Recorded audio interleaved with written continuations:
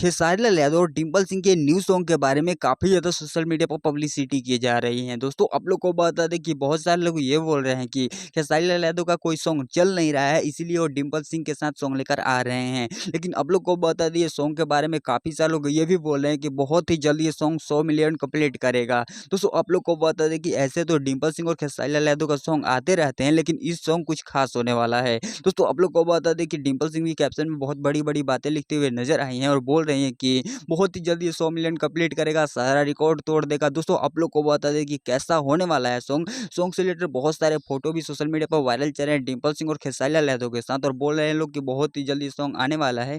Coming song लिखकर डाल दिया गया है, बहुत ही जल्द पोस्टर आएगा, बहुत ही जल्द टीजर आएगा, बहुत ही जल्द सॉन्ग आएगा। दोस्तों आप लोग को बता दें कि पोस्टर और टीजर एक ही दिन आएगा और सॉन्ग बहुत ही जल्द उसको रिलीज किया जाएगा। तो सॉन्ग के बारे में आप क्या कहते हैं, कमेंट करके जरूर बताइएगा, और इन लोगों से अपडेट पाना चाहते हैं तो चैनल को सब्सक्राइब कर लीजिएगा। तो किसी नए वीडियो में किसी नए टॉपिक के साथ, तब तक के लिए बाय।